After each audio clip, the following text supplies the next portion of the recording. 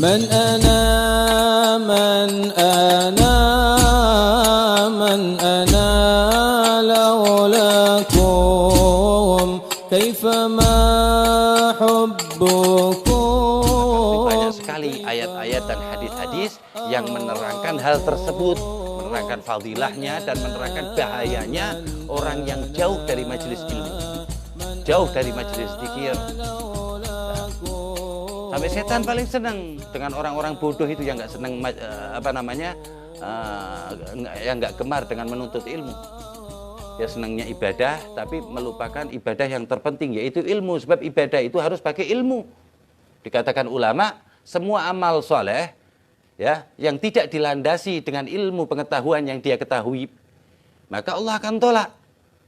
Amal soleh padahal lo, wa kullu man bi ghairi ilmin ya'malu a'maluhu mardudatun la yuqbalu. Siapa orang beramal tanpa tahu dasarnya, ini wajib, ini ditolak sama Allah Subhanahu wa taala. Beda sama orang tahu.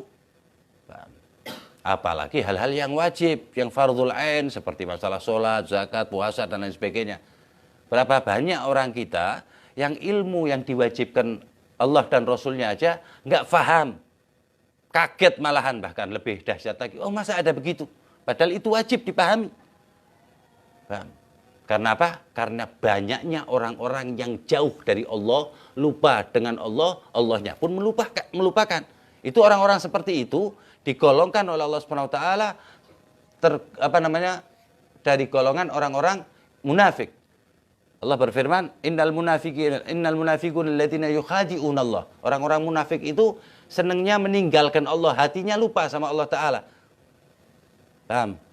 Tuhannya akalnya dia, Tuhannya siasatnya dia, Tuhannya hitung-hitungannya dia, Tuhannya hartanya dia, Tuhannya kekuatannya dia, Tuhannya pangkatnya dia, Tuhannya semuanya.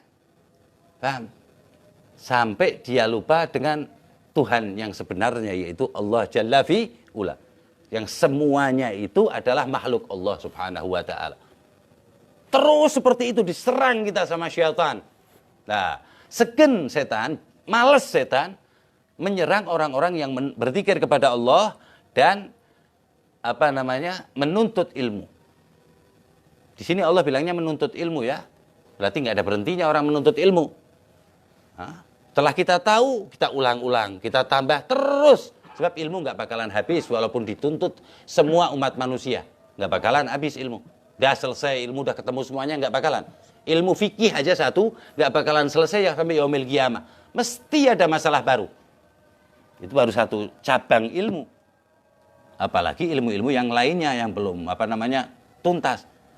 Makanya Rasulullah bersabda dari lahir sampai wafat, sampai mati. Utlubul ilm minal mahdi ilal lahdi. Utlubul ilm minal mahdi ilal lahdi.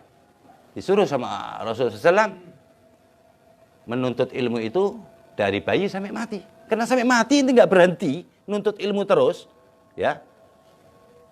Ilmu agama aja nggak usah, ilmu umum nggak bakalan habis. Ilmu agama tok loh nggak bakalan habis.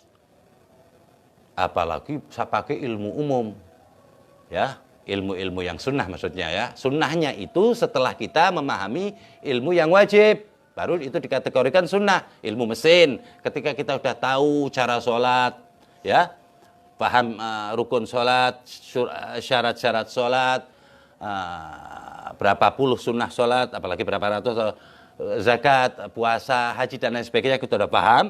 Baru jadi sunnah itu ilmu-ilmu furniture, ilmu-ilmu mesin, itu baru jadi sunnah. Tapi kalau ilmu agama lebih sedikit daripada ilmu selain agama atau ilmu umum, maka orang itu berdosa terus tiap hidupnya. Paham?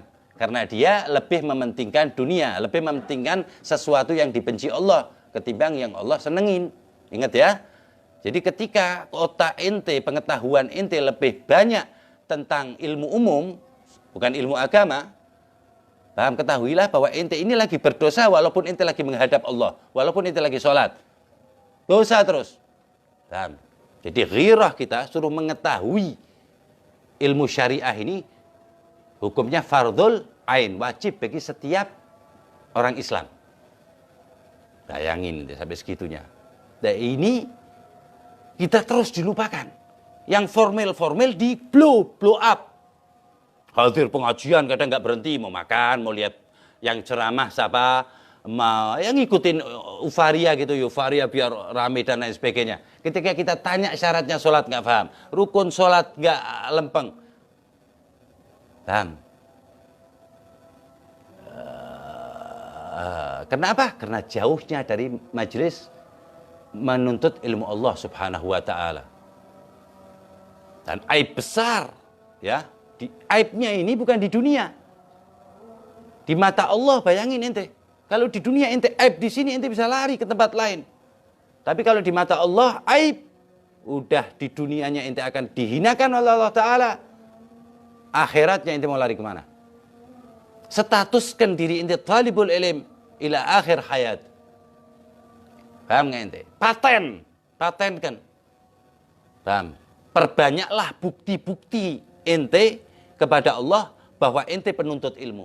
Ente mengatakan penuntut ilmu, ditanya sama Allah Ta'ala kelak masalah ilmu yang ente jalankan saja, bukan ilmu-ilmu yang kitab-kitab besar, enggak. Rukun sholat ada berapa, cara berwudu yang benar, dan lain sebagainya yang kita lakukan setiap hari. Kita nggak tahu, kita mengaku belajar ilmu atau menuntut ilmu syariat. Apakah kita tidak membohongi diri kita, tidak membohongi Allah Subhanahu wa Ta'ala? Nah, jadi semua yang menjadikan orang baik adalah ilmu Allah Subhanahu wa Ta'ala.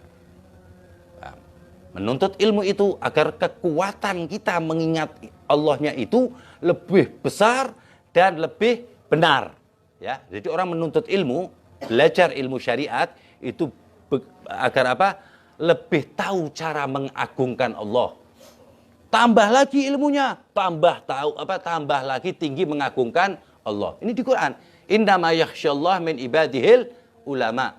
Sesungguhnya Allah Subhanahu wa Ta'ala itu memilih hamba-hambanya yang ulama aja yang takut kepada Allah Subhanahu wa Ta'ala.